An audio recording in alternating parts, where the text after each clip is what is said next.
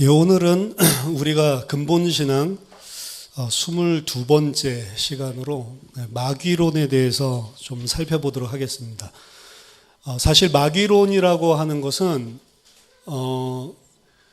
18세기에 과학 문명이 발달하면서부터 기독교에서 많이 사라진 그런 개념입니다. 과학이 발전하면서 이전에 마귀다, 귀신이다 뭐 이런 것들은 전부 신화적인 미개했었던 지식이 발전하지 않았던 시대의 사람들이 썼었던 거고, 과학시대, 물질시대에 그런 거 없다라고 해서 전부 다 18세기에 들어와서 사실은 이 주제에 대해서 심각하게 생각을 안 하게 된 거죠. 그 전까지는 계속해서 마귀라든지 귀신들이라는 존재에 대해서 기독교에서 계속 가르쳐 왔는데, 이 계몽주의라든지 그리고 과학혁명 일어나기 시작하면서부터 이 부분을 굉장히 무시해 왔습니다. 성경 신학적으로도 뭐 불투만이라든지, 불투만은 비신화하라고 해서 지금 신화적으로 미개했었던 시대에 쓰여졌었던 모든 언어들을 다 벗겨내고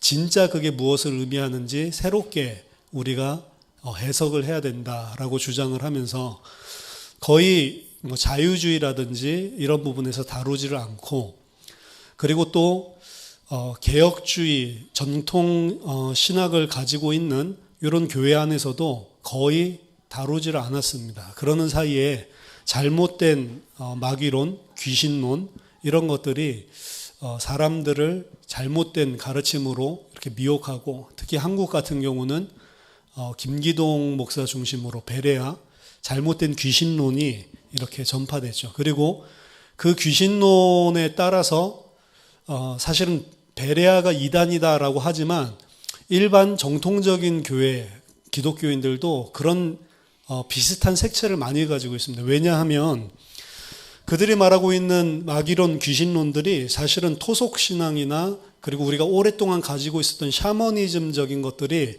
다 혼합됐기 때문에 정확한 마귀론, 귀신론에 대해서 사실은 강단에서 이야기하고 있지 않기 때문에 그런 주장들을 알게 모르게 우리도 다 가지고 있는 거죠. 그래서 막 귀신이랑 대화를 하고 귀신 막 쫓아내고 너 누구야? 막 물어보고 이제 이런 것들이 일반적으로 교회 안에 편만하게 된 겁니다. 거의 김기동 중심으로 한 그 베레아에서 말하는 귀신론은 귀신이랑 대화를 통해서 귀신이 하는 말을 거의 액면 그대로 믿고 귀신이 말하는 가르침을 통해서 귀신론을 정립했다라고 볼 수가 있습니다. 하나님 말씀 안 보고 귀신 하는 말 듣고 귀신이 이렇게 말했으니까 100% 다 믿어주는 거죠. 거짓말하는 자인데, 이 마귀론, 귀신론에 대해서 그래서 성경에서 뭐라고 말하고 있는지 그 정도까지는 알아야 됩니다. 칼빈은 마귀론에 대해서 성경에서 정확하게 말하고 있지 않기 때문에 그저 성경에서 말하는 정도로만 아는 것이 건강하다라고 이야기했습니다. 특히 마귀는 어디서 기원했냐, 뭐 성경에서 좀 이따 우리가 살펴보겠지만 어렴풋이 우리에게 보여주고 있는 흔적은 있지만 정확하게 말하지 않기 때문에 칼빈은 거기에 대해서도 정확하게 말을 안 했어요. 천사 언제 만들어졌냐, 성경이 정확하게 말하지 않으니까 분명히 창세기 3장 이전에는 있었지만 잘 모른다, 그러고 넘어가는 게 맞다라고 이야기를 했습니다. 그래서 너무 정확하게 알 필요가 없어요. 하지만 이 마귀론에 대해서, 귀신론에 대해서 우리가 반드시 알고 있어야 되는 내용은 있습니다. C.S. 루이스가 쓴 책 유명하죠. 스크루테이프의 편지. 안 읽어보신 분이 있으면 반드시 구입해서 읽어보시면 어떻게 이 사탄, 귀신들이 기독교인들을 지금 미혹하고 공격하고 있는가, 여기에 대해서 아주 자세하게 재미있게 써놨습니다. 스크루테이프가 자기의 조카 워무드에게 편지를 써서 어떻게 기독교인들을 공격하고 그들을 무너뜨릴 거냐, 이제 옛날 방법대로 그냥 막 핍박하고 막 환난하고 순교하게 하고 그거 가지고 안 된다는 거죠. 상황에 따라서, 시대에 따라서 발전된 방법으로 어떻게 기독교인들을 무너뜨리는지, 여기에 대해서 아주 재미있게 잘 표현해놨고 굉장히 그 안에서 보여주는 내용들이 사탄이 어떻게 공격을 하는지 전략에 대해서 깊게 보여주고 있습니다. C.S. 루이스가 이 스크루테이프 편지를 쓰면서 말한 것이 있는데, 귀신이나 마귀에 대해서, 사탄에 대해서 우리가 생각을 할 때 두 가지 극단적인 오류를 피해야 된다라고 했습니다. 일단 첫 번째는 사탄, 귀신, 그런 게 어딨냐, 지금 20세기에, 21세기에. 이런 식으로 생각하는 극단은 잘못된 것이라는 거죠. 두 번째는 지나치게 과도하게 또 불건전하게 너무 사탄, 귀신에 관심을 두는 것 또한 극단적으로 잘못된 거다라고 이야기했습니다. 왜냐하면 성경이 말하고 있는 우리의 주된 관심은 그리스도에 있기 때문에 성경에서는 사탄과 귀신을 우리에게 적극적으로 알려주는 게 아니고 그리스도를 알려주는 거기 때문에 성경을 통해서 하나님이 적극적으로 우리에게 알려주시는데 더 바르게 관심을 가져야지, 명확하게 말하지 않는 것에 우리의 추론을 섞어가지고 어떤 이론 자체를 세우는 것들이 합당치 않다라고 하는 거죠. 그래서 마귀나 귀신은 분명히 있는 실체입니다.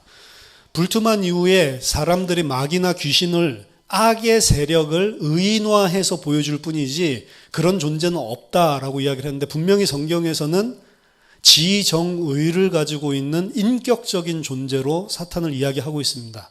계계를 꾸민다고 그랬고, 그 말은 뭐냐면 지적인 요소를 가지고 있다는 거거든요.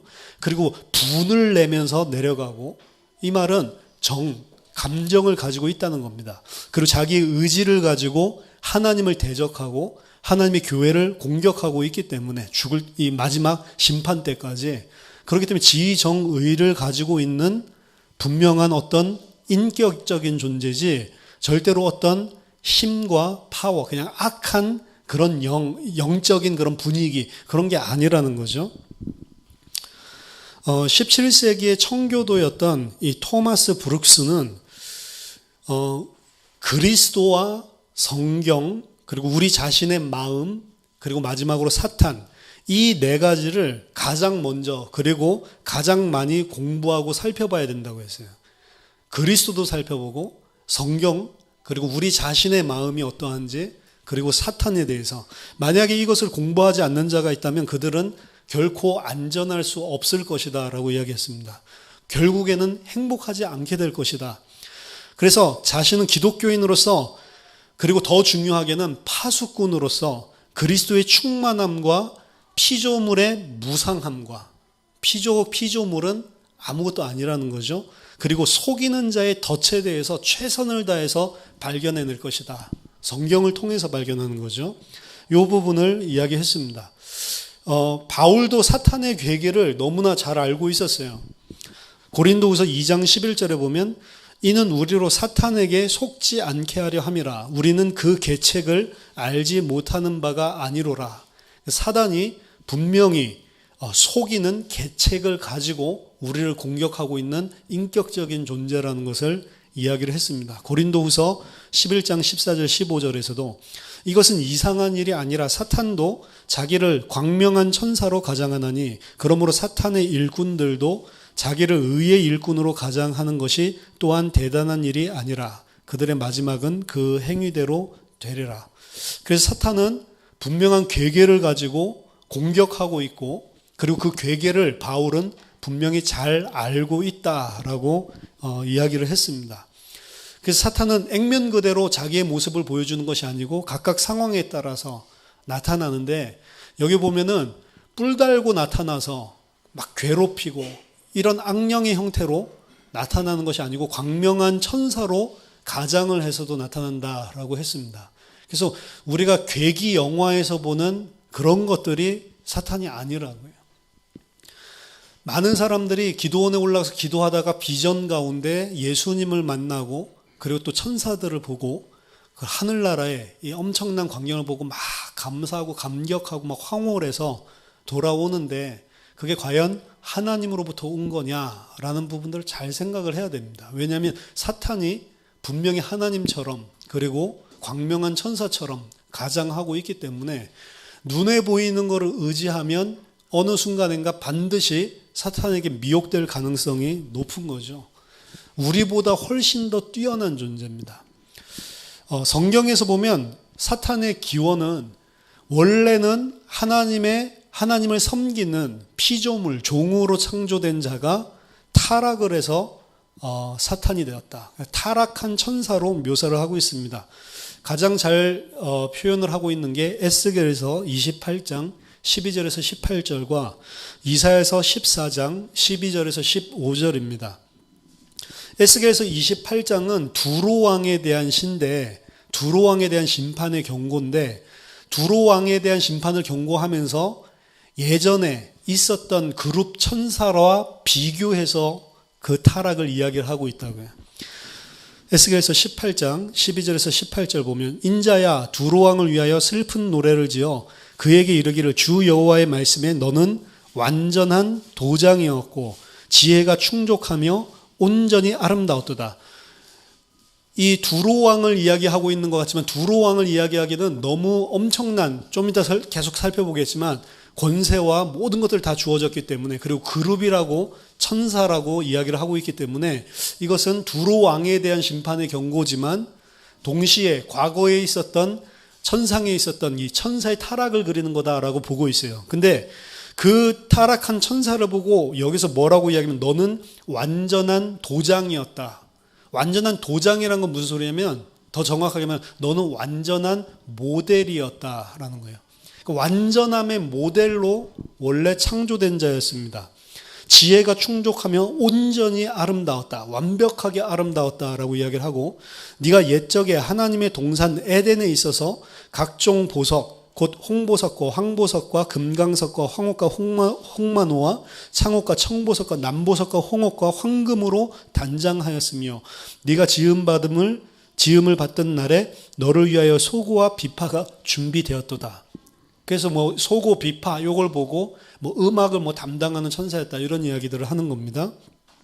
너는 기름 부음을 받고 지키는 그룹이며 내가 너를 세우매 내가 하나님의 성산에 있어서 불타는 돌들 사이에 왕래하였도다. 내가 지음을 받던 날로부터 내 모든 길에 완전하더니. 엄청난 존재죠. 마침내 내게서 불의가 드러났도다. 내 무역이 많음으로 내 가운데서 강포가 가득하여 내가 범죄하였도다. 너 지키는 그룹아, 그러므로 내가 너를 더럽게 여겨 하나님의 산에서 쫓아냈고 불타는 돌들 사이에서 멸하였도다. 내가 아름다우며 마음이 교만하였으며 네가 영화로움으로 네 지혜를 더럽혔으며 내가 너를 땅에 던져 왕들 앞에 두어 그들의 구경거리가 되게 하였도다. 내가 죄악이 많고 무역이 불의함으로 내 모든 성소를 더럽혔으며 내가 내 가운데서 불을 내어 너를 사르게 하고 너를 보고 있는 모든 자 앞에서 너를 땅 위에 죄가 되게 하였도다. 이게 두로왕에 대한 심판의 이야기인데, 이게 이제 천사의 타락, 사탄의 타락이라고 많은 사람들이 보고 있는 겁니다. 그럼 어떻게 불의가 드러났고 어떻게 하나님 앞에 죄를 지었냐? 이사야서 14장 12절에서 15절. 이것도 바벨론 왕에 대해서 이야기하는 건데, 여기서 부르기를 너 아침의 아들 계명성이여 라고 이야기를 하죠. 그래서 이런 표현들을 보고 이것도 두로 왕에 대한 것과 마찬가지로 첫 번째 있었던 그 천사들의 타락, 이 부분을 보여주는 거다라고 보고 있습니다. 어찌 그리 하늘에서 떨어졌으며 너 열국을 엎은 자여 어찌 그리 땅에 찍혔는고. 내가 내 마음에 이르기를 내가 하늘에 올라 하나님의 묵별 위에 내 자리를 높이리라. 내가 북극 지폐의 산 위에 앉으리라. 가장 높은 구름에 올라가 지극히 높은 이와 같아지리라 하는도다. 그러나 이제 내가 스올 곧 구덩이 맨 밑에 떨어짐을 당하리로다. 모든 묵별이라고 하는 천사들이거든요. 모든 천사들 위에 내가 올라서고 구름, 나중에 예수님께서 재림하실 때 구름 가운데 오신다고 했듯이 하나님의 영광의 자리를 의미하는 겁니다. 하나님의 영광의 자리에 내가 올라서서 하나님과 같이 되겠다라고, 그게 이제 드러난 죄악이죠. 이 죄로 인해서 천상에서 전쟁이 벌어졌고, 계시록 12장에 보면 사탄이 별 3분의 1을 꼬리로 함께 내치고 같이 하늘에서 내쫓기는 장면을 보여주고 있습니다. 그래서 사탄, 마귀라고 하는 것은 동일한 타락한 천사 무리 가운데 가장 우두머리를 이야기하는 거예요. 그래서 사탄들, 마귀들이라는 표현은 없습니다. 사탄과 마귀는 성경에서 언제든지 단수로 나와 있어요. 하지만 귀신은 단수로도 등장을 하고 귀신들이라고 하는 복수로도 등장을 합니다. 귀신들은 복수로 등장한다는 건 그때 이 사탄을 따라서 함께 타락한 무리들, 그들을 귀신들이라고 하는 겁니다. 사람은 죽어서 귀신이 되는 게 아니에요. 이 베레아에서, 그리고 우리가 일반적으로 그 무속신앙이나 그리고 전통적인 토속적인 신앙 속에서 가지고 있었던 그런 개념이죠. 그래서 사람이 죽으면 뭐 귀신이 된다. 뭐 결혼하지 못하고 죽으면 총각 귀신이 돼서 뭐 구천을 떠든다. 뭐 이제 이런 이야기들을 하는데, 사람은 죽어서 귀신이 되는 게 아니고 천사들이 타락한 그 존재만 성경에 보니까 귀신들, 그리고 그 우두머리가 사탄, 마귀라고 하는 거고, 그 숫자는 제한되어 있습니다. 정해져 있습니다. 많지만, 숫자가 엄청나게 많지만 늘어나는 게 아니에요. 사탄의 수가 만약에 1000만 이 사탄 귀신들이 있다라고 하면 그걸로 그냥 끝이지, 사람이 죽어서 이제 1001명, 1002명 이렇게 되는 게 아니란 말이에요. 이미 정해져 있는 겁니다. 사람은 죽으면 누가복음 16장에 보듯이 이 하나님 보좌, 이 아브라함의 품속에 있든지 아니면 지옥에 있든지 그렇게 되는 거지, 죽었는데 120년을 못 살고 60살에 죽었으니까 60년 동안 귀신이 돼서 돌아다니는 게 아니란 말이에요. 근데 우리는 사람이 죽어서 귀신 된다라고 하는 것을 매체를 통해서 너무 많이 봐왔고, 그리고 우리도 일반적으로 그런 식으로 알아왔기 때문에 사실은 속고 있는 거죠. 그리고 귀신들이 자기가 죽어서 온 영혼인 것처럼, 그런 고스트인 것처럼 속이기 때문에 그 말 그대로 액면 그대로 믿고 속는 것입니다. 더 이상 속지 마시고, 성경에서 말하는 천사와 타락한 천사의 개념, 그게 바로 사탄이고 귀신들이라는 거. 자, 그럼 사탄과 귀신들이 이 땅에 나타나서 하나님을 대적해서 일하는 그 모습을 창세기 3장에서부터 요한계시록 마지막 심판받기 전에 20장까지 전체에 다 보여주고 있는데, 사탄은 무엇을 하냐? 사탄이 이 땅에서 하는 것이 한 가지입니다. 하나님을 대적하다가 하나님에게 당연히 지죠. 피조물이기 때문에 쫓겨나죠. 쫓겨나서 한 일이 뭐냐? 하나님의 대적이기 때문에 하나님의 형상인 인간을 공격해서 무너뜨리는 일을 하는 겁니다. 창세기 3장부터 마지막 심판 때까지. 자, 그러면 타락한 천사들을 왜 하나님께서 단번에 심판을 하지 않고 인간과 동시대를 공유하면서 살도록 놔두셨냐라고 하는 겁니다. 그 성경에서 말하고 있죠. 왜 하나님께서 그렇게 하셨는지는 말하고 있지 않습니다. 말하고 있지 않지만 분명히 하나님의 기쁘시고 선하시고 온전한 뜻이 있기 때문에 사탄이 활동할 수 있도록, 인간과 동시대에 활동하고 미혹하고 시험할 수 있도록 허용해 놓으셨다는 거예요. 왜? 몰라요. 하지만 그것을 통해서 하나님은 하나님의 일을 이루려고 한다. 그거 정도로만 생각을 하시면 됩니다. 성경은 이원론적인 이야기를 하고 있지 않아요. 이원론적인 사상, 조로아스터교나 뭐 일반적인 우리들이 종교에서 생각하는 건 선과 악의 싸움으로 이야기를 하는데, 하나님은 천사와 이원론적으로 흙과 백으로, 빛과 어두움으로 싸우는 그런 존재가 아닙니다. 하나님은 전지전능하고 절대 주권을 가지고 있기 때문에 피조물인 사탄이 하나님의 싸움, 경쟁 상대가 아니란 말이에요. 모든 사탄의 권세도 누구 아래에 있냐면 하나님의 권세 아래에 있습니다. 그래서 구약 성경에 보면 사탄이 반드시 하나님께 허락을 받고 하나님이 허용해 주시는 한도 안에서만 움직이고, 위에서 벌어지는 천상회의, 어전회의에 항상 나타나서 이 여호와 하나님이 하시는 말씀을 듣고 그대로만 행하는 것들을 보여주고 있단 말이에요. 선과 악의 개념이 아니고 하나님의 완전하신 뜻 가운데 허용해 놓으신 거고, 그 허용해 놓으신 것도 사탄이 움직일 수 있는 범위를, 바운더리를, 경계를 하나님이 지어놓으시고 그거 외에는 할 수가 없게 해놨습니다. 그런데 이 사탄이 그 바운더리 안에서 행하도록 허용해 놓으신 거는 우리가 상상하는 것보다는 크단 말이에요. 욥기를 보면 좀 잘 알 수 있죠. 욥기를 보면 사탄에게 욥을 시험하도록 하는데, 욥을 시험하는 장면을 보면 하늘에서 번개가 불이 떨어지도록 만드는 일도 사탄이 합니다. 그렇죠? 그리고 큰 광풍이 불어가지고 집이 폭삭 무너져서 그 아들들 다 죽게도 만들고 죽이기까지 한다니까요. 하나님이 허용하시면 사탄이 사람을 죽이기까지 한단 말이에요. 그게 다 하나님의 절대적인 주권 안에 있지만, 하지만 욥은 몸을 쳐도 괜찮고 욥이 가지고 있는 모든 재산, 가족까지 다 쳐도 괜찮은데 욥 생명은 건드리지 마라라고 하면 그건 절대로 못 건드리는 겁니다. 그래서 사탄이 하나님이 허용해 놓으신 이 바운더리가 엄청나게 크고 대단한 존재입니다. 아까 전에 완전한 자였단 말이에요. 완전한 천사고 아름답고 지혜고 능력이 대단하다고요. 천사들의 능력은 여러분들이 아실 겁니다.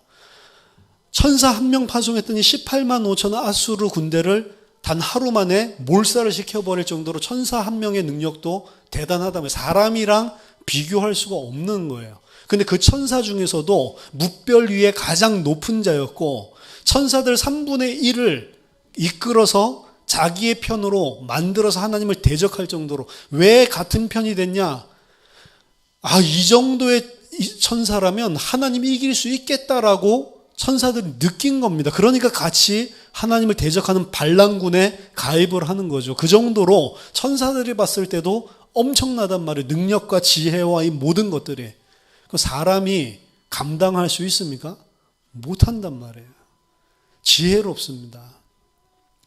그러니까 우리가 생각할 때 사탄이 이렇게 한다라고 했을 때 이미 늦은, 이렇게 한다라고 했을 때 우리가 그 눈치챘을 때 이미 또 다른 모습으로 공격을 하고 또 다른 모습으로 계략을 꾸미고, 우리 지혜로는 절대로 따라갈 수 없는 거예요. 단 사탄이 인간을 무너뜨리고 인간 하나님의 형상을 완전히 무너뜨리고 망하게 만드는 핵심적인 내용은 한 가지입니다. 그게 뭐냐면 창세기 3장에 나와 있는 것처럼 하나님의 말씀을 혼잡게 하고, 하나님의 말씀을 혼잡게 하는 게 목적이 아니에요. 하나님의 말씀을 혼잡게 해서 네가 하나님이 되라라고 하는 겁니다. 인간을 멸망시키는 방법이 자기가 멸망받은 거랑 똑같아요. 네가 하나님이 되라. 네가 하나님의 명령 순종하고 그렇게 살지 말고 네가 바로 하나님이 되라라고 하는 게 핵심적인 사탄의 공격입니다. 그래서 네가 그것을 먹는 날에는 네 눈이 밝아져서 하나님과 같이 된다라고 속였죠. 하나님 되라라고 하는 거고, 더 이상 하나님의 말씀에 순종하지 않아도 된다라고 하는 겁니다. 네 자신을 위해서, 너 자신을 위해서 살라는 거예요. 자, 예수님을 시험하죠. 이 사복음서에 보면 나와 있는데, 누가복음에 보면 예수님을 시험할 때 시험 3가지를 하시지만 그 3가지 내용 전부 다 뭐냐면 네 자신을 위해서 살라는 겁니다. 결국에는 배고프지? 돌덩이를 떡덩이로 만들어서 먹어라. 돌덩이를 돌을 떡으로 만들려고 하는 것은, 돌은 원래 구약 성경에서 반석, 돌, 예수 그리스도를 상징하는 겁니다. 그 반석 돌이 만나로, 떡으로, 하늘의 신령한 떡으로 이 땅에 오셨죠. 그럼 그걸 먹는 자만 영생을 얻죠. 그러니까 돌을 떡으로 만들려고 하는 것은 나쁜 말은 아닙니다. 그렇지만 그것을 뭐를 위해서 하냐면 네 자신을 위해서 하라는 거예요. 왜 예수 믿죠? 예수님만 시험당한 게 아니고 우리도 똑같이 시험을 당한다고요. 돌을 떡덩이로 만들어서 먹는 거를. 왜 거룩한 산 돌이신 예수를 떡으로 만들어 먹어야지 사는데, 그 이유와 목적이 뭐예요? 네 자신을 위해서 하라는 거예요. 예수를 믿는데 네 자신이 원하는 것들을 취하기 위해서 그렇게 믿으라는 거예요. 그러니까 단순하게 예수님만 시험한 게 아니고 교회를 시험하는 내용이에요. 예수 믿는 것 같은데 예수 통해서 내가 필요한 거를 뜯어내라고 하는 겁니다. 그게 사탄의 시험이라는 거예요. 모든 목적이 전부 다 사실은 나를 위해서, 그리고 궁극적으로는 내가 하나님의 자리를 점하게 하기 위해서. 예수님은 끝까지 거기에 순종치 않거든요. 나에게 절하면 내가 천한 만국을 너희에게 주겠다. 그럼 무엇을 위해서 하는 거예요? 사탄이 좋아서 절하는 거예요? 아니죠. 만국의 영광을 취하기 위해서 사실은 절하는 거잖아요. 만국의 영광은 예수 믿으면 우리가 취하게 된다라고 이야기하고 있어요. 성경에서. 우리가 그리스도와 함께 만국을 통치하고 다스리는 왕 노릇을 한다고 되어 있다. 그건 당연히 주어질 거예요. 근데 그걸 뭘 위해서요? 내 자신이 만국을 통치하고 누리는 그게 목적이에요. 1차적인 목적이. 그러니까 사탄은 하나님의 말씀을 비슷하고 하나님의 말씀을 인용을 하는데 전부 다 그 하나님의 말씀을 나의 개인적인 목적, 내가 하나님 자리에 올라서는 걸로 공격을 하는 거예요. 그렇게 보면 오늘날 기독교회 안에 얼마나 많은 사탄의 거짓 속임수가 있는지 모릅니다. 네 자신을 위해 살아. 네가 하나님이 되라. 네가 필요한 거 얻어내라. 너가 필요한 것 때문에 예수도 존재하는 거다. 예수는 우리가 필요한 걸 주기 위해 존재하시는 분이 아닙니다. 그러니까 진짜로 그리스도를 믿는 사람은 나를 부인하고 나는 다 없어지고 그리스도 때문에 내가 가장 소중하게 여기는 생명까지도 내려놓는 사람, 나를 부인하는 사람, 그 사람을 예수 믿는다고 하는 거예요. 근데 우리는 거꾸로잖아요. 계속해서 내가 예수 믿으니까 뭔가 하나님이 잘해줘야 될 것처럼 생각을 하고 그것을 기대하고 있잖아요. 그것이 틀린 것입니다. 그래서 이 사탄과의 싸움은 사실은 눈에 드러나게 보이는 사탄이 인격적으로 나타나서 공격하는 것은 아주 수준 낮은 공격이고요. 눈에 보이지 않게 세상 풍속을 가지고 우리를 속인다고요. 세상 풍속을 가지고 네 자신을 위해서 살라라고 하는 거예요. 왜 성경에서 구제를 하라고 하는지 아십니까? 구제를 하는 행위를 할 때 사실은 구제를 하는 행위 자체가 그건 모든 종교들이 다 이야기하는 거잖아요. 근데 모든 종교에서 이야기하는 것과 기독교인이 구제하는 것은 다릅니다. 모든 종교는 왜 구제를 해요? 내 공덕을 쌓는 거예요.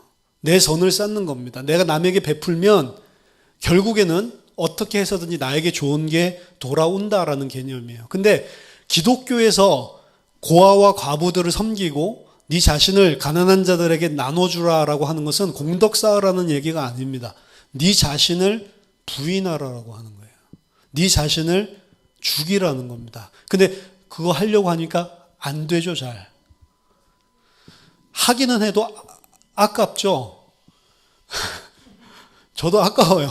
저거 분명히 사기치는 것 같은데 막 이런 거 생각하고 저 뭐 앵벌이 하는 것 같은데 이거 주는 게 복음 아니야? 이러면서 아깝단 말이에요.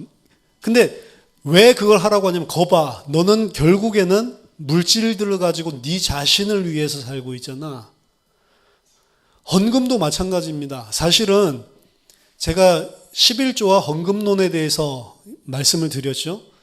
가장 중요한 포인트는 구약의 11조 제도는 전부 다 폐지됐다는 거예요. 폐지됐고 11조가 이 땅의 복과 상관이 없어요. 11조의 진정한 의미는 예수 그리스도입니다. 예수 그리스도로 말미암는 우리의 구속, 우리를 대속한 그걸 상징하는 게 11조예요. 그래서 11조 내면 복 주겠다라고 하는 복은 구약에서 그 땅의 축복을 이야기하는 게 아니고 영원한 생명을 주겠다라고 하는 복이라고요. 그럼 예수 그리스도로 말미암아서 예수 그리스도가 우리의 11조가 돼서 우리의 속전이 돼서 우리의 모든 죄를 다 사했고 그 사실을 우리가 그리스도 안에 있기 때문에 그리스도와 연합했기 때문에 받았기 때문에 더 이상 신약 성경에서 11조에 대한 명령도 없고 약속도 없는 거예요. 예수님이 11조 드리라고 했는데 박야와 뭐 그냥과 뭐 이런 것들 하지만 이것도 버리고 이것도 행하고 저것도 행해야 된다. 그거는 예수님이 아직 구속을 완성하지 않았기 때문에 속전을 아직 안 드리고 아직 구약 시대이기 때문에 지키라고 하는 거고 그리스도 이후에 11조 내라는 말이 없어요. 이 이야기를 하니까 우리 성도님들이 해방감을 다 누리시더라고요. 근데 진짜로 그리스도 안에서 그리스도가 우리를 대신 속전을 드렸고 우리가 하나님의 것이 됐다라고 하는 것은 그 뒤가 더 중요한 거예요. 우리는 계속 육신적으로 내 소유 그거 지금 버리기 아까우니까 내 편한 대로 듣는다고. 11조가 아니고 다 내는 거라니까, 신약 성경에서는. 무엇을 위해서 내냐면 나를 위해서 내는 게 아니에요. 주의 몸된 교회와 그 교회라고 하는 것은 뭐 예수 생명교회 그걸 말하는 게 아니고 교회 있잖아요. 공동체. 교회 공동체, 교회 성도들을 위해서 내놓는 겁니다. 그래서 다 내놨다고요, 사실은. 심지어 가난하고 어려움을 당하고 있는데 힘에 넘치도록 자신들은 그것 때문에 궁핍에 빠지면서도 교회를 위해서 이 주의 몸된 교회와 성도들을 섬기는 일에 우리를 좀 사용해 달라고 억지로 바울에게 이야기를 해서 헌금을 갖다 냈던 궁핍한 사람들이 초대교인이었다고요. 왜요? 그 사람들 뭐가 된 거예요? 자기 자신을 그리스도 안에서 하나님께 드렸단 말이에요. 그게 안 되면 여러분들은 헌금 아까울 겁니다. 그렇죠? 그러니까 어떻게 되면 11조 안 해도 되는구나 이렇게 해방감을 느낄까요? 그 말이 아니라니까. 너무 반대로 깨닫는 거 있죠.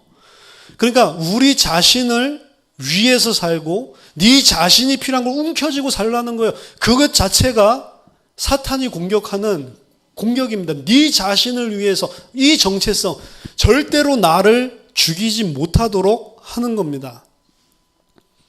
그러니까 이 싸움이 얼마나 치열하겠어요. 그리스도 안에서 나를 부인하고 산다고 하는 게 부인해야 될 영역이 얼마나 많겠어요. 날마다 계속해서 걸림이 되죠. 이 하나님의 사랑과 은혜를 받았는데도 여전히 나를 위해서 사는 이 모습을 보고 하나님 앞에 무릎 꿇고 하나님 앞에 정말로 세워지고 계속 이 과정을 하는 거예요. 우리 일평생을.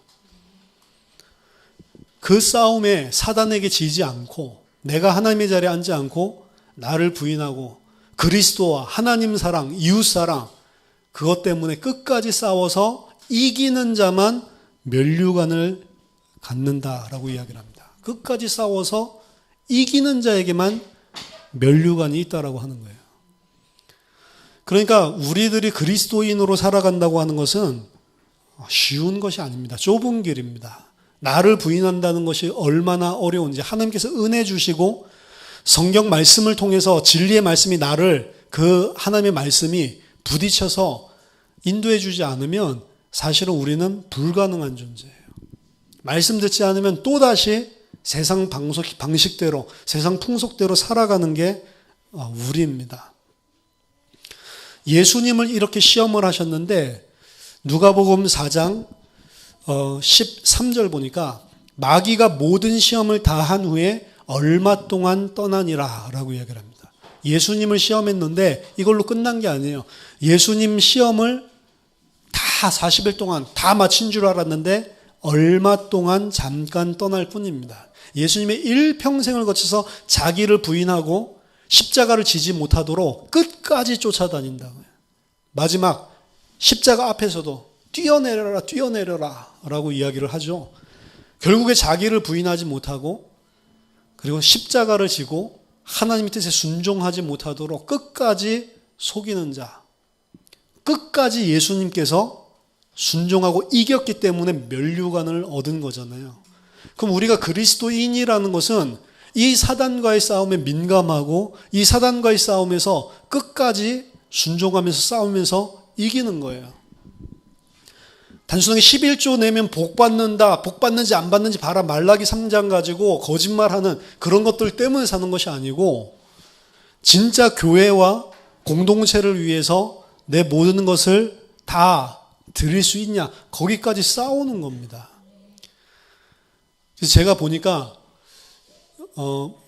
헌금이나 이런 것들을 보면 11조가 핵심이요. 사실 보니까 11조를 내는 개인이 얼마나 있느냐에 따라서 바뀌지 다른 헌금은 너무 적어요.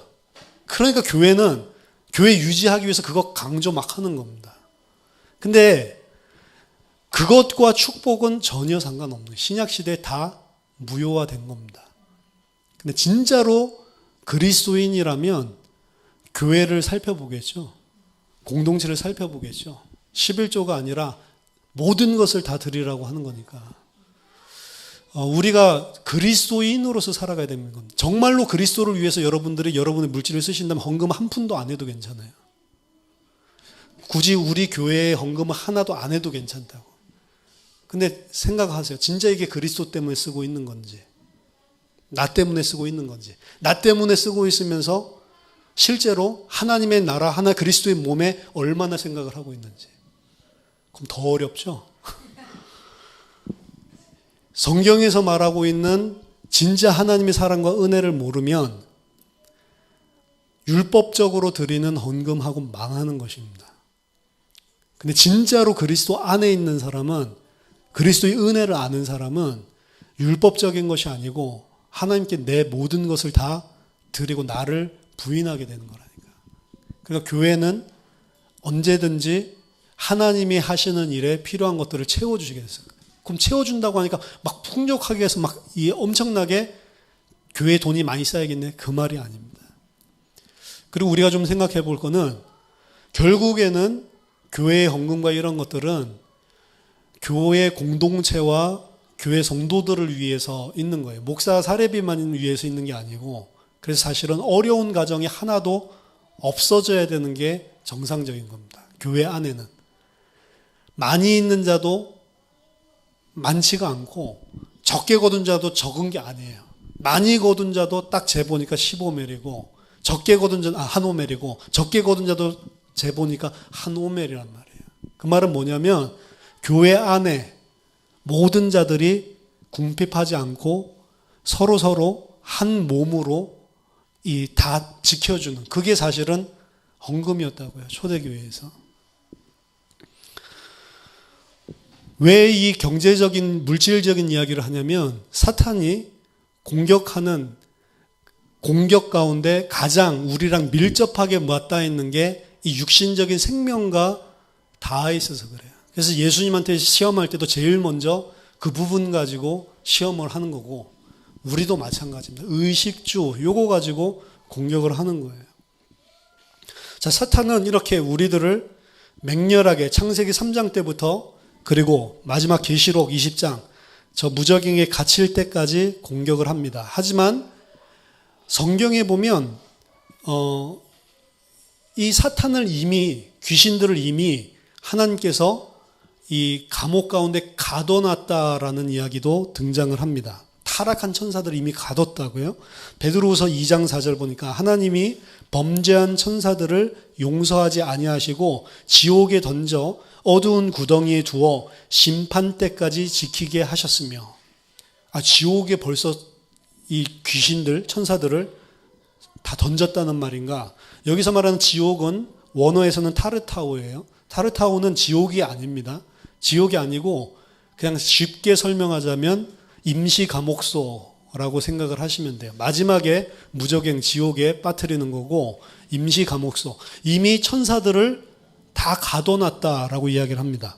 유다서 6장에도 자기 지위를 지키지 아니하고 자기 처소를 떠난 천사들을 큰 날의 심판까지 영원한 결박으로 흑암에 가두셨으며, 그럼 사탄과 귀신들은 이미 그리스도의 십자가의 대속으로 완성된 구속을 이루었을 때 감옥의 임시 처소에 갇혔다라고 이야기를 하고 있죠. 그럼 지금 활동하는 것은 뭡니까?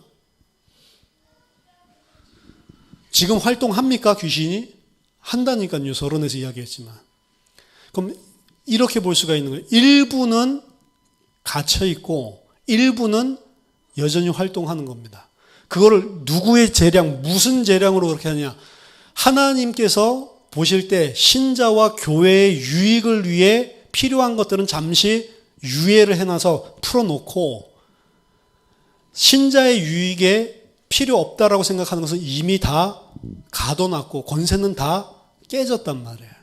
그러면 이 땅에서 움직이고 활동하고 있는 귀신과 사탄의 활동은 우리의 유익을 위해서 있는 거지, 그것 가지고 절대로 우리를 멸망시킬 수 없다는 거예요. 사탄에 대해서 담대할 수가 있는 거예요. 손가락 하나도 건드리지 못한다라고 되어 있습니다. 성경에 보니까. 그러니까 괜히 귀신, 사탄 이런 것들을 무서워서 떨거나 겁먹거나 이렇게 할 필요가 없는 거예요. 그렇죠? 저 기도원에 갔다가 기도하다가 귀신 들리면 어떻게, 그런 생각할 필요가 없대요. 그 생각하면 그 생각 때문에 파고든다니까요. 이원론적인 신관에서 선악간의 빛과 어둠 간의 대결이 아니고 하나님의 완전한 주권 아래 갇혔기 때문에, 그래서 사단이 시험하는 것을 하나님 없애주세요, 그건 잘못된 기도. 하나님이 그거를 허용해 놨다니까요.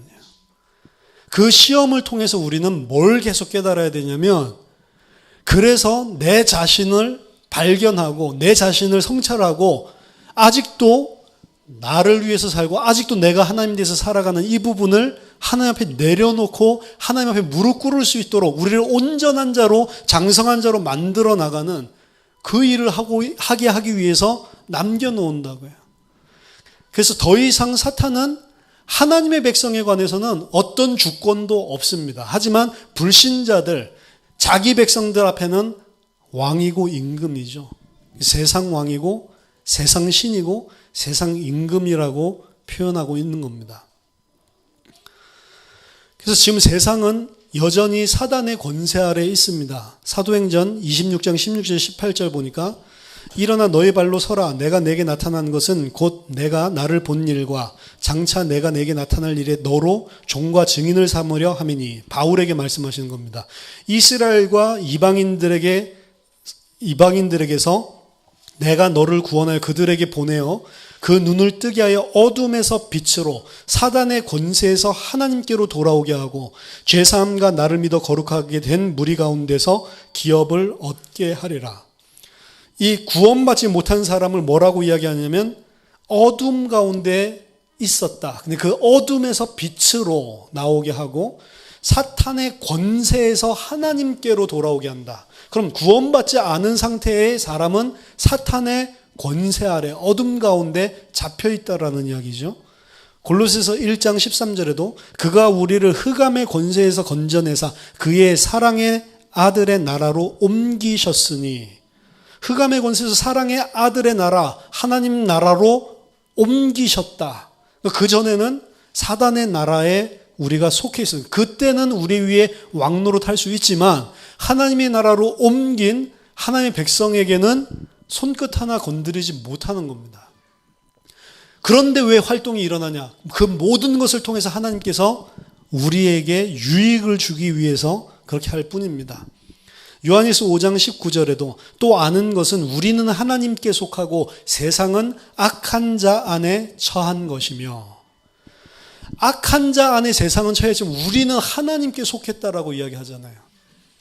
그럼 여러분들 운명 사주팔자, 아직도 이런 이야기들을 하시는데 운명 사주팔자는 그런 거 없습니다. 여러분들이 그거 믿는다라고 하는 것은 사탄의 권세 아래 아직도 있다라고 생각을 하고 있는 거예요. 여러분들이 그 안에 있다라고 생각을 하면 사탄은 그것을 틈을 얻어서 그걸 가지고 하나님 앞에 참소하고 여러분들이 여전히 운명 사주팔자 가운데 있는 것처럼 속인단 말이에요. 그러니까 기독교인은 점칠 필요 없습니다. 궁합 같은 거 볼 필요가 없다고요. 기독교인은 거기에 매여 있는 게 아니라니까. 근데 왜 계속 그거를, 또 하나님의 자녀된 거를 왜 계속 무당한테 가서 확인을 하려고 그러냐고. 내 안에 십자가가 보이는지 안 보이는지. 그런 것들 자체가 다 틀린 거라니까요. 무당에게 가서 점 볼 필요도 없고 점괘가 나온다 안 나온다 그거 확인하러 갈 필요도 없다니까. 흑암의 날에서 나왔는데 계속 그 생각이 남아있으니까 그걸 통해서 뭐로 확인해보고 싶은 거예요. 그러니까 거기 가가지고 내 안에 십자가가 있다더라, 점괘가 안 나온다더라, 이런 사람 들으면 와 좋겠다 이런 생각 들죠. 그 좋겠다라고 하는 생각이 여전히 나도 그 생각에서 못 빠져나오고 있는 거라니까. 그게 뭐가 좋아요? 성경에 다 나와 있는데.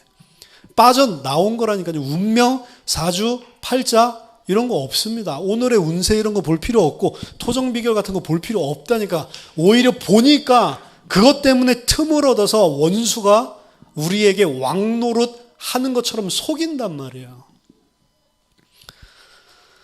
로마서 6장 14절 죄가 너희를 주장하지 못하리니 이는 너희가 법 아래에 있지 아니하고 은혜 아래에 있음이라. 이제는 죄가 너희를 주관치 못한다. 그전에는 죄가 우리를 주관했단 말이에요. 죄는 누구에게 속한 거? 마귀에게 속한 거라니까. 마귀가 죄를 통해서 우리를 사로잡습니다. 여러분, 하나님의 백성은 과거, 현재, 미래 모든 죄가 다 끝났다라고 하는데 이 땅에서 사탄을 통해서 시험을 한다고 이야기를 했죠. 시험을 하는데 시험할 때 사탄이 뭘 가지고 시험하냐? 죄 가지고 하는 거예요. 그 하나님 불순종하고 내가 하나님 자리에 서고 이거 다 죄란 말이에요. 이것뿐만이 아니라 음행이라든지 그리고 육신적인 거, 물질적인 거, 그리고 시기하고 원망하고 불평하고 다투고 이 모든 것들이 다 죄란 말이에요. 그 죄를 통해서 우리를 공격한다고요. 그런데 죄를 지으면 어떻게 되는지 압니까? 분명히 우리는 사탄의 권세에서 빠져나왔다라고 했잖아요. 근데 죄를 지으면 죄의 권세가 우리를 속인다고. 마치 우리가 그래서 죄를 지으면 어떻게 되냐면 죄책감에 시달리게 돼 있다는 거예요. 성령이 깨닫게 하시는 것도 맞지만 지나치게 죄책감에 시달리게 하는 것도 사탄이 하는 겁니다. 죄 짓기에 속여놓고 죄 지으면 거봐 네가 무슨 예수 믿어. 또 죄책감으로 또 엄청나게 시달리게 만든다니까. 그게 사단이 나쁜 놈입니다. 그러니까 부모님 죽이라고 계속 귀에다 말해서 이런 이야기 들어보셨죠? 부모님 죽였더니 그랬더니 귀에다 대고 부모님 죽인 네가 어떻게 살 수 있냐. 그 죄를 짓고 너도 죽어버려라. 계속 말해서 자살하게 만들고. 이게 귀신이란 말이에요. 죄를 통해서 죄에 얽매게 만들고 그걸 통해서 죄책감으로 이 사람을 죽인다고요. 그리스도 예수 안에 있는 참된 죄책에서 해방이라는 비밀을 모르면 크리스찬도 죄를 계속 범하는 쪽으로 움직일 뿐만 아니라 왜? 마귀의 계계를 모르니까 그 죄를 통해서 어떻게 속이는지를 모르니까 계속 죄를 범해요. 죄인지 아닌지도 모르고 계속 죄를 짓는데 결국에는 계속 죄를 짓다 보면 두 가지로 나타납니다. 하나는 방임에 빠져버려서 아예 죄에 무감각한 자가 된 자.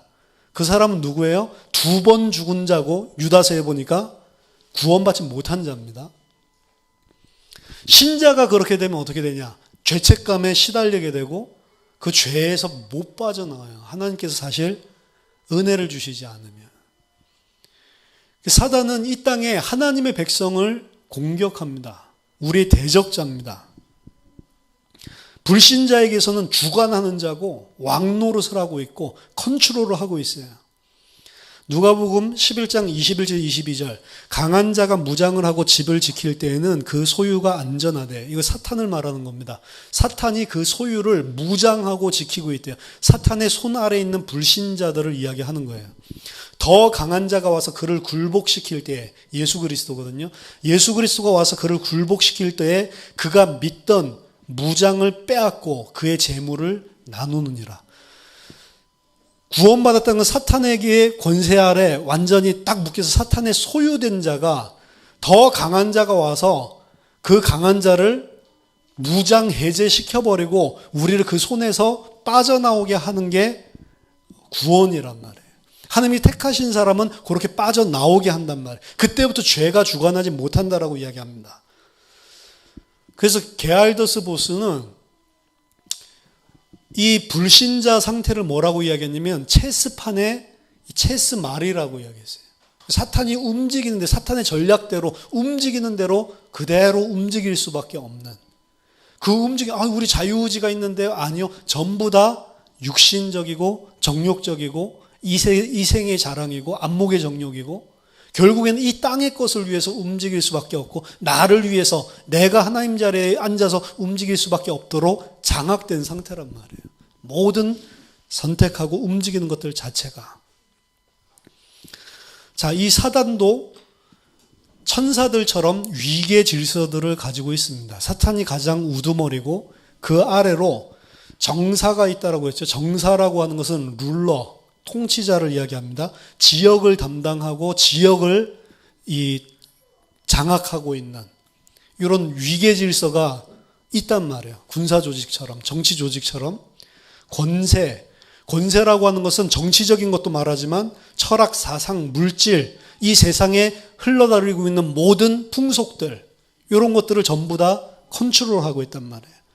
어두움의 세상 주관자, 하나님의 지배 밖에 있는 이 불신자들 위에 어두움의 세상 주관자로 하나님께 복종하지 않는 세계를 임금으로 완전히 통치하고 주물럭거리고 있다.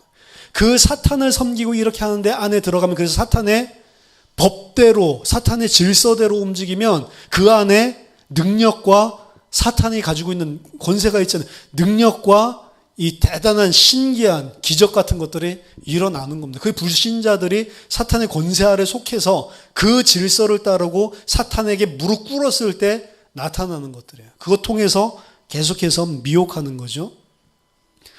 그리고 하늘에 있는 악의 영들. 하늘에 있는 악의 영들이라는 것은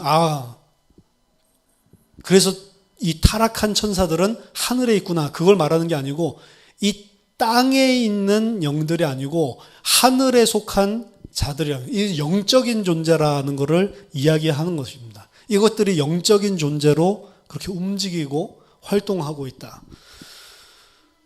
그래서 각각 각 지역 문화 그리고 풍습 이런 것들을 통해서 각각 다양하게 다 장악을 해놨다. 우리나라 사람들은 우리나라 사람들에게 맞게끔 사탄이 만들어 놓은 귀신들이 만들어 놓은 풍속들이 다 있어요. 그거 아래 살지 않으면 그 사단의 권세 아래 있는 사람들은 해코지를 당하고 어려움 당하게 되는 겁니다. 근데 하나님의 백성은 그거랑 상관없으니까 아예 신경 쓰지 말라. 아니 하나님 백성 됐는데도 제가 보니까 딱 그게 맞아떨어져서 이 삼재 그게 오던데요. 그 삼재 그거 왜 봤어요? 삼재가 왔는데 그 삼재가 온 줄 어떻게 알았어요? 확인해 봤죠? 이야기 들어보니까 솔깃했죠? 내가 가지고 있는 그 틈을 타서 공격하는 거라니까요. 내가 아예 그런 부분들에 대해서 그리스도로 완전히 철저하게 깨어서 무장하고 아무것도 아니다. 난 하나님의 백성이다. 해버리면 삼재 같은 거 터져도 그만 하나님이 무슨 좋은 계획 때문에 지금 이런 어려움을 주셨구나. 이렇게 넘기는 거지 삼재가 아니라니까. 우리는 하나님의 권위 아래에 속해 있는데도 불구하고 사탄은 우리를 공격한다고 되어 있습니다. 누가복음 22장 31절 32절 보니까 시몬아 시몬아 보라 사탄이 너희를 밀가부르듯 하려고 요구하였으나 그러나 내가 너를 위하여 네 믿음이 떨어지지 않기를 기도하였노니 너는 돌이킨 후에 내 형제를 굳건하게 하라. 시몬 베드로를 계속 내놓으라고 하나님 앞에 시몬 베드로를 밀가부르듯이 내가 한번 칠 수 있게 해달라고 계속 하나님한테 이야기하니까 예수님이 하나님 앞에 가서 기도했다는 거죠. 그렇게 하지 말아달라고. 그래가지고 사단이 청구한 것들을 안 들어주시게끔 내가 너를 보호해줬다라고 이야기를 하죠. 그 시몬 베드로입니다. 예수님의 수제자를 계속 나에게 한번 칠 수 있도록 욥도 한번 쳐보겠다고 계속 이야기하잖아요. 그러듯이 계속 쳐보겠다고 계속해서 우리를 참소한다니까. 특히 우리가 죄를 지었다. 죄를 지으면 하나님 앞에 당당하게 나가서 참소하고 칠 수 있는 권세를 얻어낸다니까요. 계시록 12장 10절 내가 또 들으니 하늘에 큰 음성이 있어 이르되 이제 우리 하나님의 구원과 능력과 나라와 또 그의 그리스도의 권세가 나타났으니 우리 형제들을 참소하던 자 곧 우리 하나님 앞에서 밤낮 참소하던 자가 쫓겨났고 사탄은 하나님의 권세 아래 있고 하나님의 어전회의에서 하나님께서 허용하신 만큼만 움직이게 되는데 귀찮을 만큼 밤낮으로 하나님의 백성들을 참소한다고. 그리스도 믿는 사람이라는데 여전히 자기가 하나님 돼서 사는데요. 하나님 이거 불법이잖아요. 저 한번 칠 수 있게 해주세요. 계속 이야기해요. 그 죄를 짓게 만들어 놓고 그 죄를 가지고 하나님께 참소해가지고 칠 수 있는 권세를 얻어내가지고 밀가부르듯이 우리를 치려고 한다니까. 어디까지 칠 수 있어요? 생명까지 빼앗을 수 있다니까. 하나님한테 그 권세 얻어내면. 죄가 여러분들 굉장히 무서운 겁니다. 내가 하나님이 돼서 살고 내가 죄를 짓고 내가 육신을 따라 사는 것은 단순한 것이 아니고 어떤 죄는 일평생 그것 때문에 고통당하게 돼 있어요. 우리 청년들 어제 결혼에 대해서 이야기를 했습니다. 어제 제가 좀 다르게 메시지를 했어요. 불신자들과 결혼해도 괜찮다. 신자들이랑 결혼해도 만족 못할 것이다. 불신자랑 결혼해도 만족 못할 것이다. 결혼은 결국에는 결혼을 통해서 내가 얼마나 나중심적으로 살고 있고 얼마나 참된 결혼, 신랑과 신부, 신랑 대신 예수 그리스도와 신부 되는 우리 교회, 그 관계를 배우고 그러지 못하고 있는 철저하게 나중심으로 살고 있는 육신으로, 나중심으로, 그래서 가정에서 계속 분란 생기고 문제가 터지는, 절대로 남편에게 순종 못하고 절대로 아내를 자기 목숨 주면서 사랑하지 못하는 그 관계를 쳐다보면서 그리스도는 어떻게 해서 이런 나 같은 자를 위해서 죽으셨는가, 그거 계속 깨닫게 하는, 사실은 그런 역할을 위해서 진정한 결혼이 무엇인지를 배워주기 위해서 허용해 놓으신 제도에 불과하다. 그러니까 신자랑 결혼하는 것을 나는 추천을 하고 아니면 할 필요 없다라고 생각을 하지만 불신자랑 꼭 해야 되겠으면 해라. 주례해 주겠다라고 했어요. 그전에 내가 주례 안 해주겠다라고 했는데 주례해 주겠다. 불신자랑 하더라도. 대신에 분명하게 알아야 될 것은 그러한 육신적인 것, 세상적인 것, 이런 선택이 사탄이 밀가부르듯이 참소하고 나를 쳐낼 수 있는 권세를 얻어낼 수 있다는 것을 명심하시기 바랍니다. 하라는 거야, 말라는 거야? 죄가 무서운 거라니까요. 그러니까 일평생 저 남자 너무 좋아가지고 저 남자 구원해야지라고 결혼했다가 죽도록 두들겨 맞고 교회도 못 가는 사람들이 많다니까요. 밤낮 우리 형제들을 참소한다. 뭘 가지고 참소하겠어요? 우리가 제대로 그리스도를 왕으로 모시고 내가 그리스도께 순종하고 그거 가지고 참소할 수 있겠어요? 아니라니까. 내가 여전히 주인 되고 하나님 노릇하고 있는 그 부분을 가지고 공격을 하는 겁니다. 다윗이 밧세바를 범했을 때 나단이 찾아와서 책망하죠. 책망하는 내용 가운데 뭐라고 하냐면 왕이 이렇게 죄를 저질렀으므로 원수가 크게 회방할 수 있는 대적거리가 생겨졌다라고 이야기를 합니다. 그 원수라고 하는 것은 육신적인 지금 다윗의 대적들을 이야기하는 게 아니에요. 물론 그 형태가 전쟁이라는 걸 통해서 일어나기는 하지만 범죄할 때 사탄은 우리를 참소하고 쳐낼 수 있는 권세를 얻어내기 위해서 계속 밤낮 없이 들락날락 한다니까. 오늘 본문에도 보세요. 근신하라 깨어라. 너희 대적 마귀가 두루 다니며 삼킬 자를 찾는다. 두루 다닌다니까. 두루두루 다녀요. 가만히 있질 않고. 욥기 1장에도 보니까 세상을 두루 다녔다라고 하잖아요. 계속 돌아다니고 있어요. 하나님의 형상들을 무너뜨리고 하나님의 형상들을 짓밟기 위해서. 근데 우리는 그거를 사탄이라고 하는 존재를 인식하지 못했을 때 그 사탄이 죄라는 것들 배경 가운데 어떻게 움직이는지 몰랐을 때 우리는 계속 내가 왕이 돼서 살아간다는 거예요.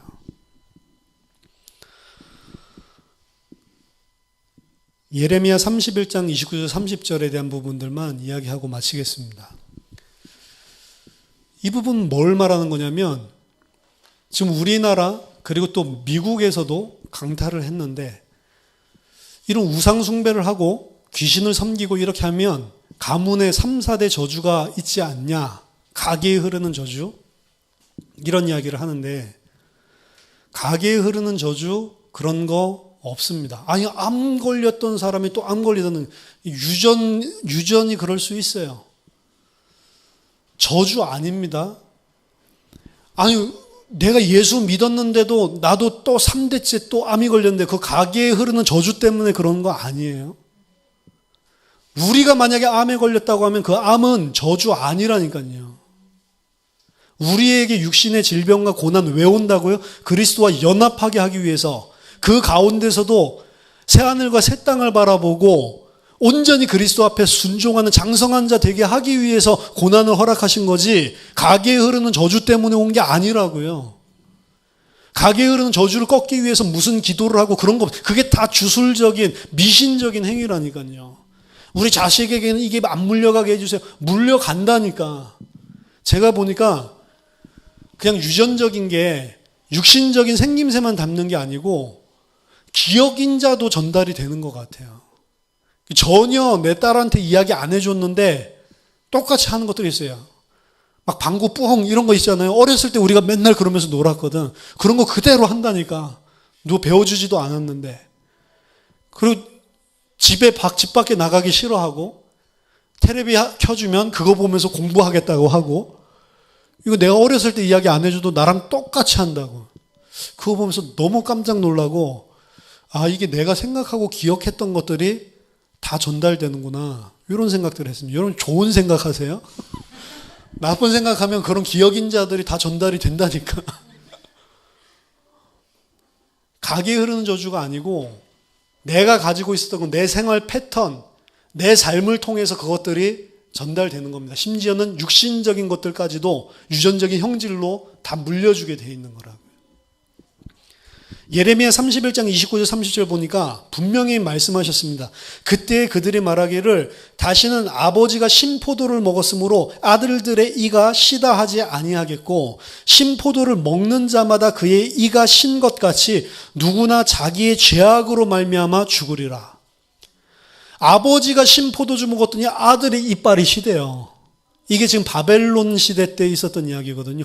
부모님들이 우상 숭배하고 죄를 지었는데 왜 우리는 바벨론에 와서 그때 좀 이스라엘이 깨달아 말씀으로 돌아가자, 말씀 연구를 시작했고, 말씀 연구하는 집들이 그때 생겨나기 시작을 했다고요. 그리고 에스라 같은 학자들이 포로 후기에 돌아온 사람들에게 철저하게 말씀 가르쳤죠. 그래서 이 사람들 회개하고 심지어 이방인과 결혼했던 것도 다 끊어버리고 그러고 하나님 앞에 온전하게 살려고 했다고. 근데 여전히 상황은 안 좋았거든요. 그때 나돌던 속담이 뭐냐면 아버지가 신포도주를 먹어서 우리 이빨이 시구나라는 거예요. 우리는 어쩔 수 없다. 아무리 우리가 하나님 앞에 바르게 살아봤자 우상 숭배한 우리 조상의 죄 때문에 우리는 계속 고난당하고 저주받는구나. 근데 분명히 말하죠. 이 속담이 너희 가운데서 없어지게 하겠다. 아버지가 이 신포도를 먹었기에 내 이빨이 씌어져? 그런 경우 없다. 너희는 너희 죄 때문에 죽을 것이다. 너희 죄만 너희가 담당하는 거지. 아니 그러면 출애굽기 20장에 3, 4대까지 우상숭배하면 저주한다던데 그건 뭡니까? 3, 4대도 딱 우리나라 무속신앙을 해서 우리나라 무속신앙도 3, 4대까지 내려오는 뭐가 있다고 이러면서 와 역시 성경이 이거 딱 맞아떨어지네. 예수 똑바로 믿으면 여호와 똑바로 쓰면 1000대까지 복 준다고 했다.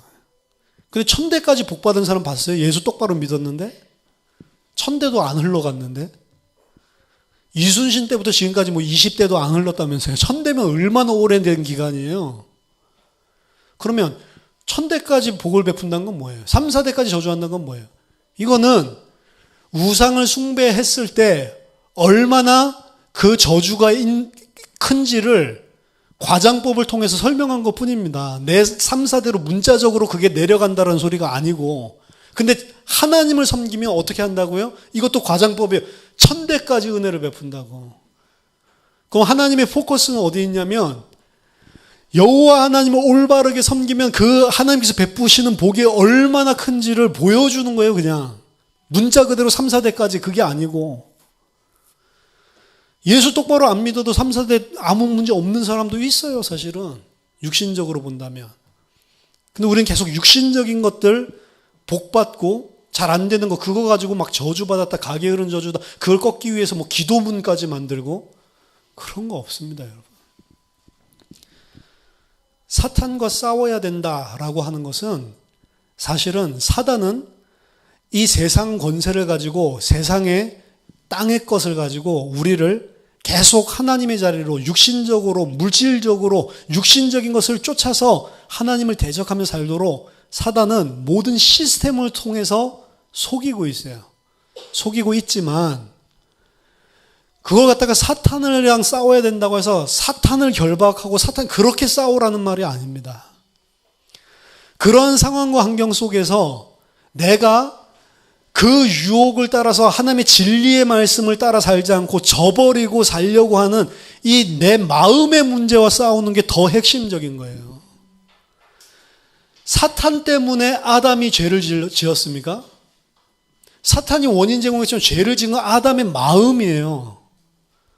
만약에 사탄이 유혹하지 않았으면 아담이 죄를 안 지었겠다. 그건 가정일 뿐이고, 만약에 사탄이 유혹했어도 아담이 안 먹으면 사탄은 유혹했기 때문에 하나님의 말씀을 혼잡게 하고 거짓말했기 때문에 하나님의 형상을 무너뜨리려고 하는 대적하는 일을 했기 때문에 사탄대로 벌을 받는 거예요.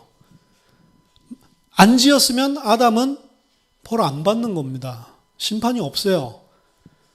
아담이 사단에게 미혹돼서 죄를 범했죠. 죄를 범하고 난 다음에 사단 때문입니까? 아담 때문입니까? 아담 때문이라니까. 죄책이 분명히 아담에게 있는 거예요. 근데 죄책을 우리는 계속 남한테 돌리려고 그러죠. 뱀이 그랬습니다. 저 여자가 그랬습니다. 하나님이 여자 만들었잖아요. 하나님 때문에 그런 거 아닙니까? 라고 죄책을 계속 떠넘기죠. 우리도 일상생활 중에서 뭐 잘못된 거 생기면 계속 남 이야기하고 싶죠. 아, 당신이 그렇게 해라고 해가지고 이렇게 했잖아. 아니라니까. 내가 로봇입니까? 버튼 누르면 그대로 움직이는. 나도 동의를 했고 한 거예요. 근데 우리는 계속 책임 전가하려고 그러죠. 사탄이 하는 게 아니고 내가 하는 거고 내가 죄책을 지는 거라니까. 죄를 지은 사람이 죄책을 가지고 있고 내 죄 때문에 내가 심판받을 뿐이지 부모님을 통해서 내려오는 저주 이런 거 없습니다. 환경적인 가난, 어려움 이런 거 당연히 있죠. 부유한 가정에서 태어난 사람은 부모 덕에 부유하게 생활할 수 있는 환경이 주어진 거고 그런 것들이 없다라고 하는 게 아니에요. 그게 저주고 축복이 아니라니까요. 그것 때문에 그리스도 모르면 그게 저주가 될 수도 있는 거고 그 가난 때문에 그리스도를 알 수 있다면 이게 복인 거예요. 사실은 거꾸로인 겁니다.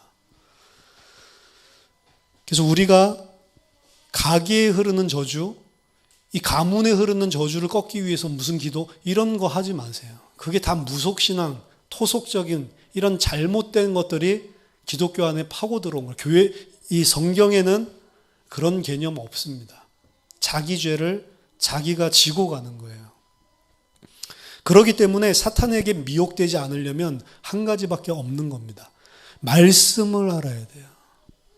진리의 말씀 외에는 사탄의 괴계를 알 수도 없고 죄가 무엇인지도 알 수 없고 진짜 믿음을 가지고 살아가는 게 무엇인지를 알 수도 없어요. 사단과 싸워서 이길 수 있는 공격 무기는 하나님의 말씀밖에 없는 것이고 진리의 말씀이 내 안에 없으면 비진리를 따라서 움직일 수밖에 없는 거예요. 왜냐? 우리가 교육받고 우리가 환경에서 다른 사람들 다 그렇게 사는 게 사실 그 세상 풍속 안에 사탄의 종로로 타면서 움직이고 있는 것들을 보고 자라고 있고 거기에 영향을 받아서 이미 그게 우리들의 알지 못하는 사이에 다 기준이 돼버렸기 때문에 진리의 말씀이 내 속에 서 있지 않으면 다 그거 쫓아가는 겁니다.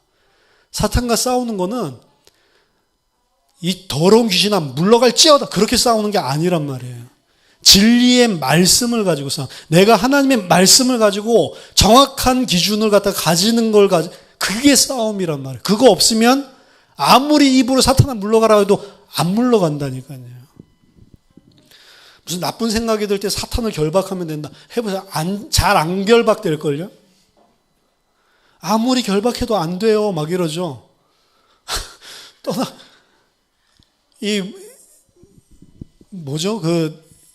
잠자다가 갑자기 가위 눌리고 예수 이름으로 떠나가라. 이렇게 하면 어떤 사람은 된다는, 어떤 사람은 안 되죠? 그냥 몸 움직이면 돼요. 막 사탄아 물러가라 이런다고 되는 게 아니라고요. 오히려 그럴 때 내 가운데 어떤 두려움이 있는지, 정말로 나는 그리스도 안에 내 믿음을 두고 있는지, 이런 부분들을 점검하는 게 더 중요한 거예요. 그래서 여러분들이 영적인 싸움을 한다고 할 때 그 영적인 싸움이 뭔지도 새롭게 정해야 됩니다. 이런 무슨 미신적인 막 귀신 무당이 굿해서 강한 귀신, 강한 능력 가지고 약한 귀신 쫓아내고 그런 영적인 싸움이 아니란 말이에요. 저와 여러분들이 성경에서 말하고 있는 자세하게는 일부러 제가 많은 자료들을 찾아봤는데 자세하게 설명하는 것보다는 그냥 성경에서 말하고 있는 정도로만 윤곽 잡고 있는 게 좋겠다. 왜냐? 성경에서 세밀하게 설명하고 있지 않기 때문에. 이렇게 생각해서 성경에서 말하고 있는 정도로만 우리가 신앙생활할 때 필요한 정도로만 이렇게 마귀론, 귀신론에 대해서 잠깐 살펴봤습니다. 저와 여러분들이 정말 하나님의 백성으로 끝까지 싸워서 이기고 면류관을 받게 되는 귀중한 성도의 축복을 누리게 되기를 바랍니다. 기도하겠습니다. 하나님 감사합니다. 하나님의 진리의 말씀을 굳건하게 가지고 모든 마귀의 괴계를 대적하여 싸워 이기며 승리하는 자가 될 수 있도록 우리에게 은혜를 허락해 주시옵소서. 예수 그리스도 이름으로 기도하옵나이다. 아멘.